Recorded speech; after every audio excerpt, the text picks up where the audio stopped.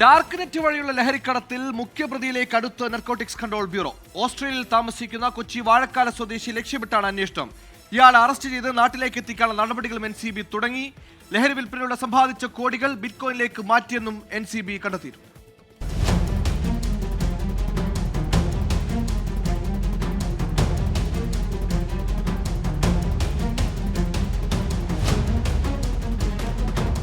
ഇന്റർനെറ്റിന്റെ crime അറയായ dark net വഴിയുള്ള ലഹരിക്കടത്ത് കേസിൽ മാസങ്ങൾ നീണ്ട അന്വേഷണത്തിനൊടുവിൽ പ്രധാനിയിലേക്ക് എത്തിയിരിക്കുകയാണ് നാർക്കോട്ടിക് കൺട്രോൾ ബ്യൂറോ.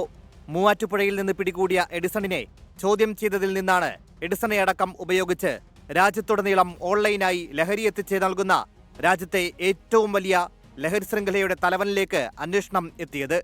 നിലവിൽ ഓസ്ട്രേലിയയിൽ താമസിക്കുന്ന വാഴക്കാല സ്വദേശിയാണ് കിങ് പിൻ.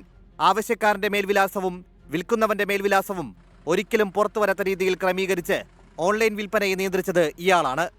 ഗ്രൂപ്പിന് കെറ്റാമലോൺ എന്ന പേരും ഇയാളുടെ സംഭാവനയാണെന്ന് NCB കണ്ടെത്തിയിട്ടുണ്ട്.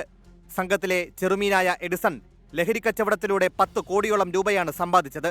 പ്രധാനിയായ വാഴക്കാല സ്വദേശി വലിയ രീതിയിൽ പണം സമ്പാദിച്ചിട്ടുണ്ടെന്നും വ്യക്തമായിട്ടുണ്ട്. ലഹരി വിൽപ്പനയിലൂടെ ലഭിക്കുന്ന പണം ഓസ്ട്രേലിയയിൽ വെച്ച് ബിറ്റ്കോയിനാക്കി മാറ്റിയാണ് ഇടപാടുകൾ ഇയാൾ നടത്തിയിരുന്നതെന്നും അന്വേഷണത്തിൽ കണ്ടെത്തിയിട്ടുണ്ട്. ഇയാളാണ് വിദേശത്ത് നിന്നടക്കം മാരക സിന്തറ്റിക് ഡ്രഗുകൾ ശേഖരിച്ച് ഇന്ത്യയിൽ വിതരണത്തിന് നൽകുന്നത്. വിദേശ പൗരന്മാരടക്കം സംഘത്തിലുണ്ട്. വാഴക്കാല സ്വദേശിയെ കേരളത്തിലെത്തിച്ച ശേഷം വിദേശ കണ്ണികളിലേക്കടക്കം അന്വേഷണം വ്യാപിപ്പിക്കാനാണ് NCBയുടെ നീക്കം. എഡിസണും സുഹൃത്തുക്കളായ കൂട്ടാളികളും ഇപ്പോഴും റിമാൻഡിലാണ്. പ്രതികളുടെ കോടികൾ വില വരുന്ന റിസോർട്ട് അടക്കമുള്ള സ്വത്തുക്കൾ കണ്ടുകെട്ടാനുള്ള നടപടികളും തുടങ്ങിയിട്ടുണ്ട്. 24 കൊച്ചി.